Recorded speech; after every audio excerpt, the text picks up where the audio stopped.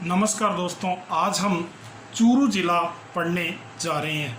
तो सबसे पहले चूरू ज़िले के अंदर हम देखेंगे कि इसकी स्थापना कब हुई, किसने इसकी स्थापना की। बीकानेर संभाग में हम आज चूरू ज़िला पढ़ रहे हैं। इससे पहले हम हनुमानगढ़ और गंगानगर पढ़ चुके हैं। ठीक है दोस्तों, तो देखते हैं कि चूरू ज़िले की स्थापना किसने की। तो देखो कि चूरू ज़िले की स्थापना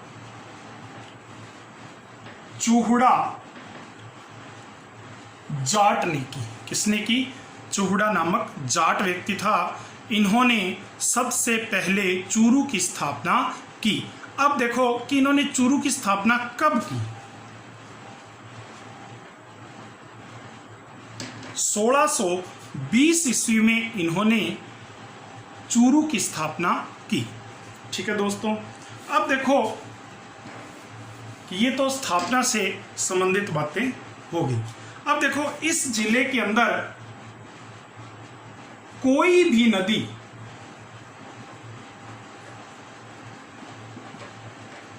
प्रवाहित नहीं होती है। तो इस जिले के अंदर कोई भी नदी प्रवाहित नहीं होती है। राजस्थान के दो ऐसे जिले हैं, बीकानेर और चूरू जिला, जिसमें कोई भी नदी प्रवाहित नहीं होती है। ये प्रश्न कई बार पूछा गया है, तो दोस्तों ध्यान रखना। अब देखो कि चूरू जो जिला है ये सबसे अधिक शुष्क जिला भी है और सबसे अधिक तापांतर वाला जिला भी कौन सा है? चूरू ही है। ताप में सबसे ज्यादा अंतर, ताप प्लस अंतर में। ठीक है, तो देखो कि शुष्क भी सबसे अधिक है और तापांतर वाला जिला भी चूरू है। ठीक है दोस्तों, अब देखो कि इसके बारे में हम और बातें करते हैं। सबसे पहले चूरू की ऐतिहासिक बातें करते हैं। चूरू का किला, यहां से पेपरों में कई बार प्रश्न पूछे गए हैं। चूरू का किला, तो देखो पहला प्रश्न ये बनता है कि चूरू का किला किसने स्थापित किया। तो चूरू के किले की स्थापना 1739 ईस्वी में की गई। ठीक है, पहला प्रश्न बन गया कि इसकी स्थापना कब की गई, 1739 ईस्वी में। दूसरा प्रश्न बनेगा कि चूरू के किले की स्थापना किसने की। तो ठाकुर कुशाल सिंह ने चूरू किले की स्थापना की। तो चूरू किले की स्थापना 1739 में ठाकुर कुशाल सिंह जी ने की। तो पहला प्रश्न यहां से अपना तैयार हो गया। अब देखो कि चूरू के किले के बारे में एक ऐतिहासिक प्रश्न बनता है। तो देखो कि समय बीतता गया और बीकानेर में महाराजा सूरत सिंह शासक हुए। बीकानेर में कौन हुए? महाराजा सूरत सिंह। ये 1814 ईस्वी की बात है जो मैं आपको बताने जा रहा हूं, ऐतिहासिक बात। 1739 में चूरू का किला बना और उसके बाद बीकानेर का राजा बना महाराजा सूरत सिंह 1814 ईस्वी में। इस समय चूरू के किले पर शासक जो थे उनका नाम था ठाकुर शिवनाथ सिंह। ये इस समय चूरू के शासक थे। अब हुआ क्या कि सूरत सिंह जी ने आक्रमण किया चूरू के किले पर। किन्होंने आक्रमण किया? चूरू के किले पर सूरत सिंह ने, बीकानेर के शासक ने आक्रमण किया और सामने थे ठाकुर शिवनाथ सिंह।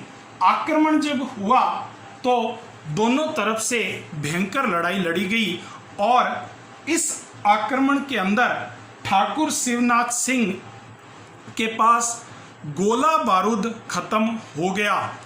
ऐसी स्थिति में अपनी आज़ादी और अस्मिता की रक्षा के लिए यहाँ की जनता ने इनको काफ़ी सारी चांदी दी और चांदी के गोले बनाए गए और वो इस पे दागे गए, जिसके कारण ये जीत गए। तो ऐसा माना जाता है कि इन्होंने अपनी आज़ादी और अस्मिता की रक्षा की। तो इसीलिए कहते हैं कि ठाकुर शिवनाथ सिंह के समय में एक प्रश्न पूछा जाता है कि ऐसा राजस्थान का कौन सा किला है जिसने चांदी के गोले दागे।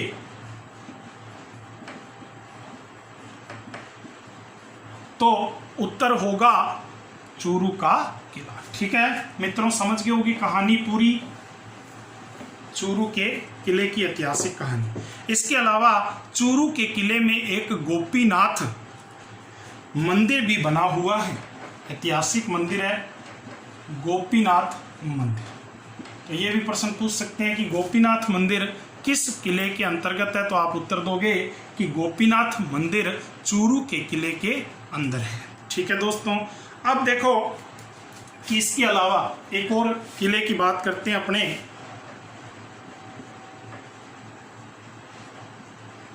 बीना देसर। बीना देसर का किला, बीना देसर का किला जो है ये चूरू के अंदर रतनगढ़ में स्थित है और इस किले को बीकानेर के राजा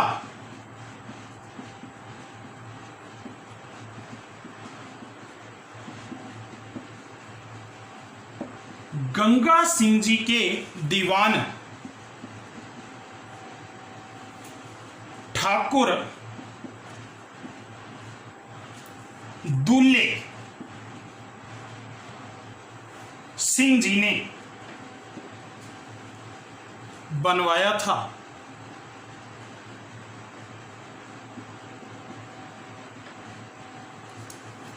ऐसा बताया जाता है।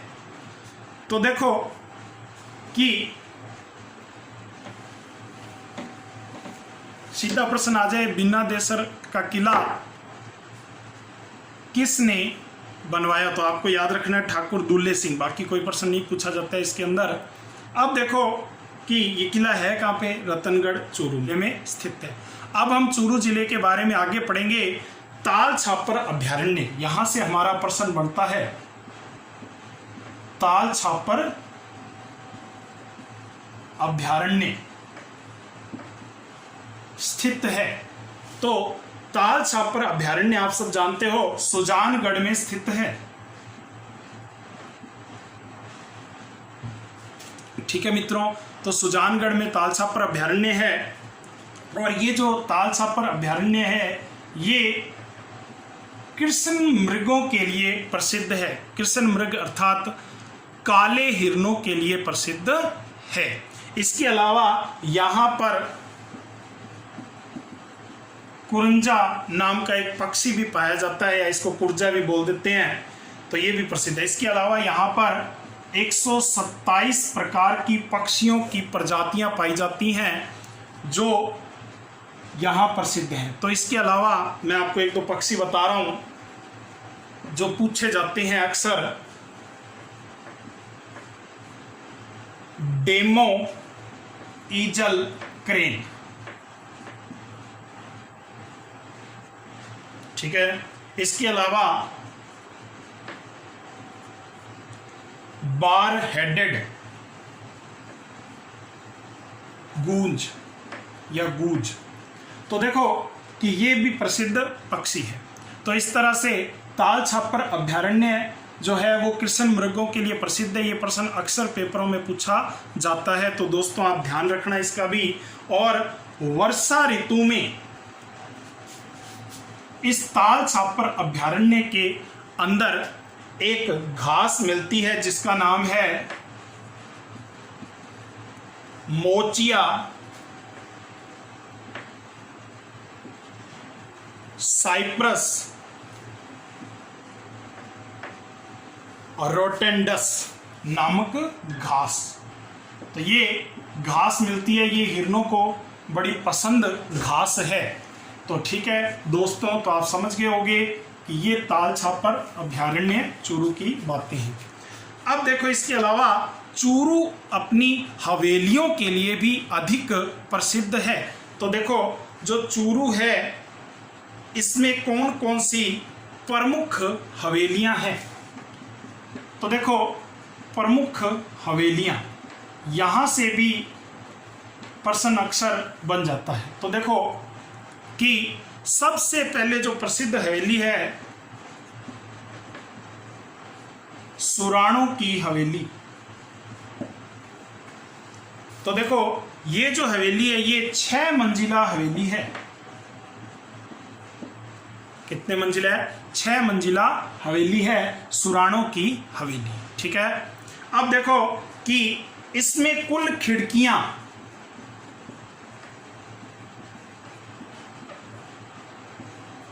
व दरवाजों की संख्या कितनी है? 1100 है। ठीक है, कितनी है भाई? 1100। अब देखो कि ये हवेली सुराणा परिवार द्वारा ही निर्मित करवाई गई थी। किसके द्वारा करवाई गई थी? सुराणा परिवार द्वारा। अब इसके बाद दूसरी हवेली हम देखते हैं, यहां पर कोठारी हवेली है।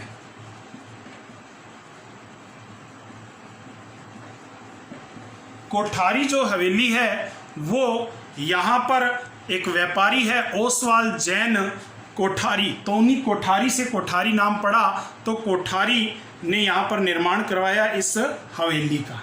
ठीक है, तो कोठारी हवेली भी चूरू में है। तो तीसरी हवेली है खेमका एवं पारखों की हवेली।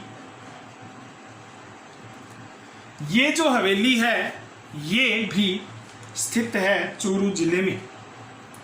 अब देखो इसके अलावा एक और हवेली बहुत ही प्रसिद्ध है, दानचंद चोपड़ा की हवेली। ये हवेली परीक्षा में आ चुकी है। ये हवेली सुजानगढ़ में है। पटवार के परीक्षा में ये प्रश्न पहले आ चुका है।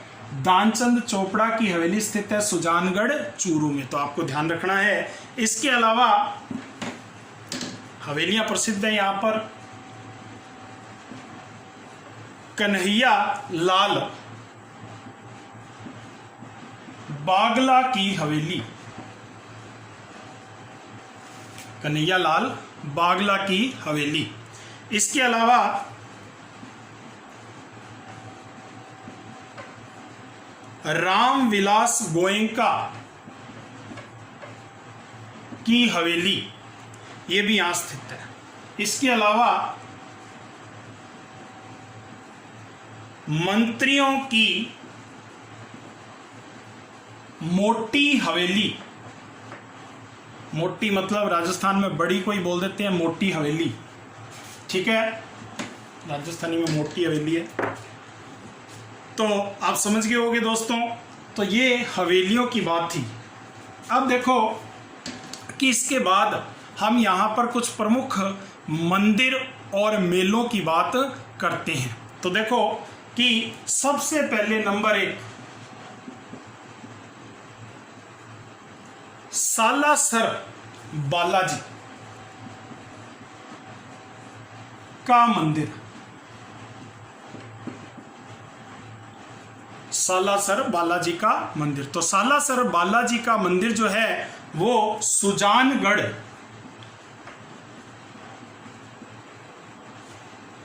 चूरू में ही है और हनुमान जी का प्रसिद्ध मंदिर है, प्राचीन मंदिर है। कहते हैं कि मोहनदास नामक एक किसान व्यक्ति था और वो एक बार खेत में हल चला रहा था, तो उस समय इनको यहाँ पर अपने खेत में एक हनुमान जी की मूर्ति मिली जो स्वयं जमीन से निकली थी, उद्भव हुई थी, और इन्होंने ही आगे इनका मंदिर बनवाया। तो मोहनदास जी ने 1757 में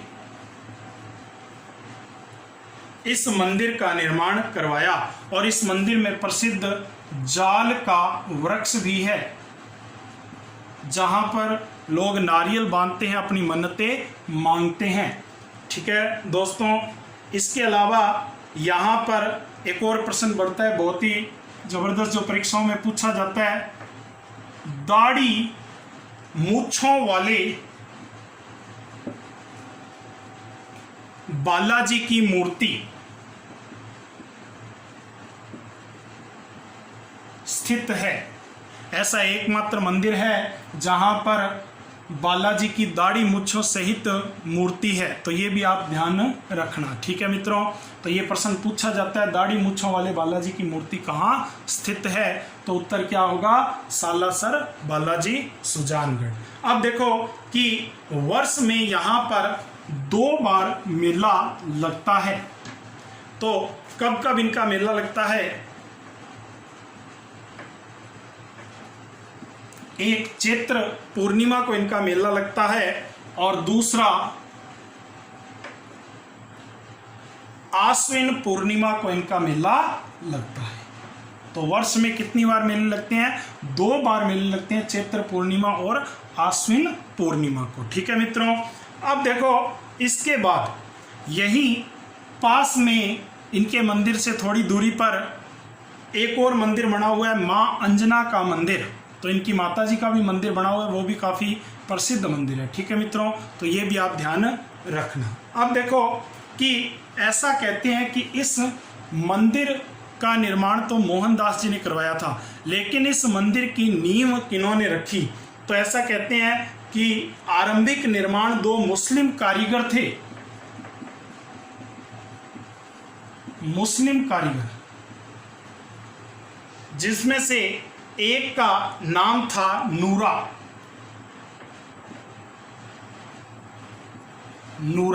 एक का नाम क्या था? नूरा। और दूसरे का नाम था दाऊद। ऐसा बताया जाता है कि ये 2 मुस्लिम कारीगर थे, इन्होंने मंदिर का प्रारंभिक निर्माण किया था, ठीक है मित्रों। तो ये भी आप ध्यान रखना। लेकिन अगर सीधा प्रश्न आए तो मोहनदास जी का ही नाम याद रखना है, कारीगर वगैरह नहीं पूछते हैं, लेकिन फिर भी मैंने आपको बता दिया। अब देखो कि इसके अलावा अगला जो मंदिर है वो सब जानते हो, गोगा जी का मंदिर। गोगा जी का मंदिर, तो देखो ददरेवा चूरू में गोगा जी का जन्म हुआ था। आप सब जानते हो, कई बार प्रश्न पूछा जाता है कि गोगा जी का जन्म कहाँ हुआ। पीछे मैं आपको वीडियो में पढ़ा चुका हूँ कि गोगा जी के बारे में पूरी डिटेल से हमने उसको पढ़ा है, तो आप वो वीडियो भी देख सकते हो और आराम से गोगा जी के बारे में पूरी जानकारी ले सकते हो, ठीक है दोस्तों। तो जिले के अंदर अपनी थोड़ी सी बात कर लेते हैं कि गोगा नवमी को इनका मेला भरता है, विशाल मेला भरता है इनका गोगा नवमी को, और ये 5 पीरों में शामिल है। ये भी मैंने आपको ट्रिक में बताया हुआ है कि राजस्थान के 5 पीर कौन कौन से हैं। पहरा मांगो, तो इसमें गोगा जी भी आ गए, ठीक है। पाबू जी, हड़बू जी, रामदेव जी, मांगलिया, मेहा जी और गोगा जी, तो 5 पीरों में ये शामिल है, ठीक है। ओके दोस्तों, अब देखो कि यहाँ पर शीश मेढ़ी है, यहाँ पर शीश गिरा था गोगा जी का, इसलिए इसको शीश मेढ़ी बोलते हैं। और इसके अलावा एक और हनुमानगढ़ में मैं आपको पढ़ा चुका हूँ गोगा मेढ़ी के बारे में, तो ये भी ध्यान रखना। ये ददरेवा चूरू में इनका जन्म हुआ था और इसको क्या कहते हैं? शीश मेढ़ी, और वो धुर मेढ़ी हमने पढ़ी थी हनुमानगढ़ में। तो ये दोनों प्रश्न ध्यान रखना दोस्तों। अब देखो इसके बाद एक और मंदिर है, तिरुपति बालाजी का मंदिर। ये भी आपने सुना होगा, तिरुपति बालाजी दक्षिण भारत का मंदिर, आंध्र प्रदेश में प्रसिद्ध है मंदिर तिरुपति बालाजी का मंदिर। तो देखो ये सुजानगढ़ में है, ठीक है दोस्तों। इसको इच्छा पूर्ति बालाजी का मंदिर के नाम से भी जाना जाता है, ये भी आप ध्यान रखना। लोग ज़्यादातर इसको इच्छा पूर्ति बालाजी के नाम से ही जानते हैं। अब देखो कि इसका निर्माण डॉक्टर एम नागराज और डॉक्टर वेंकटाचार्य की देख रेख में हुआ था। तो डॉक्टर एम नागराज और वेंकटाचार्य की देख रेख में हुआ था, ट्रस्ट द्वारा ये मंदिर बनाया गया है। ठीक है, ओके दोस्तों। 1994 सन भी अगर लिखना चाहो तो लिख सकते हो, पूछ सकते हैं कभी। ठीक है दोस्तों, तो आंध्र प्रदेश में है प्रसिद्ध तिरुपति बालाजी का मंदिर। मंदिर अपने भित्ति चित्रों के लिए प्रसिद्ध है। इस मंदिर के अंदर भगवान विष्णु के 10 अवतारों को भित्ति चित्रों द्वारा प्रदर्शित किया गया है। अब देखो कि अभी तक भगवान विष्णु के 9 अवतार हो चुके हैं, जो आपने सुने होंगे। मत्स्य अवतार, कूर्म अवतार, वराह अवतार, नरसिंह अवतार, वामन अवतार, परशुराम अवतार, श्री राम अवतार और बलराम और श्री कृष्ण अवतार। ये आपने 9 सुने होंगे। लेकिन अभी एक और अवतार होना बाकी है, कल्कि अवतार। ठीक है, और ये कलयुग में आएंगे कलयुग का नाश करने के लिए। तो आप यहाँ पर भित्ति चित्रों में इनके रूप देख सकते हैं। ठीक है, ओके, दर्शाया गया है। अब हम बात करते हैं अगले 6वां गुरुद्वारा। कौन सा गुरुद्वारा? 6वां गुरुद्वारा। ये गुरुद्वारा जो है ये सिख संप्रदाय में बाबा नानक जी व गुरु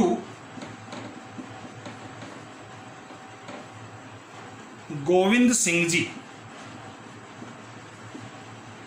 की याद में बनाया गया है। ऐसा कहते हैं कि यहाँ पर इनकी स्मृतियाँ जुड़ी हुई हैं और यहाँ पर ये आए थे, तो इसलिए ये प्रसिद्ध है। और सिखों का सबसे बड़ा मेला भी यहीं लगता है, राजस्थान में। तो ये भी आप ध्यान रखना। ठीक है, तो आपसे पूछ सकते हैं कि कार्तिक मास की पूर्णिमा पर यहाँ पर विशाल मेला भरता है। ओके, तो अब हम आगे बात करते हैं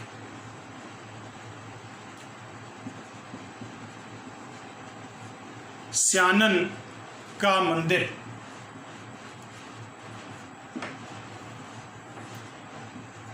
स्यानन का मंदिर। अब देखो कि ये रतनगढ़ सालासर मार्ग पर स्थित है।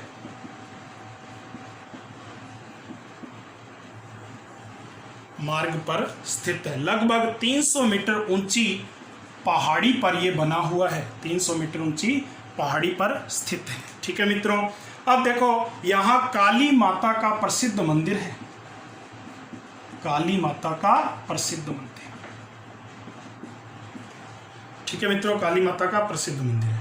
पहाड़ी पर 2 मंदिर आमने सामने बने हुए हैं, पूर्व और पश्चिम में। ठीक है मित्रों, इसके अलावा ये मंदिर रथ की आकृति के बने हुए। तीसरा मंदिर है दक्षिण मुखी, और ये मंदिर की आकृति अगर पूछ ले आपसे तो रथ की तरह ये मंदिर बने हुए हैं। ठीक है, लाल रंग के पत्थरों से निर्मित है। ऐसा कहते हैं कि इसका निर्माण 10वीं शताब्दी के हर्षनाथ के निर्माण के साथ ही हो गया था। इसके अलावा एक और प्रमुख तथ्य जो हम पीछे पढ़ भी चुके हैं पहले वीडियो में, जीण माता का जन्म कहाँ हुआ? तो जीण माता का जन्म घांगू गांव चूरू में हुआ। तो ये भी आप ध्यान रखना कि जीण माता का जन्म कहाँ हुआ। वैसे तो जीण माता का मंदिर तो रेवासा सीकर में है, लेकिन जीण माता का जन्म कहाँ हुआ? तो घांगू गांव चूरू में इनका जन्म हुआ। ठीक है, तो मित्रों आज हमने चूरू जिले का पहला पार्ट पढ़ा है। इसके बाद हम पार्ट 2 में चूरू जिले के बारे में और पढ़ेंगे। तो अगर आपको ये वीडियो पसंद आए तो इसको लाइक करना, शेयर करना और सब्सक्राइब कर लेना, ताकि आपको सूचना मिलती रहे। ठीक है मित्रों, धन्यवाद।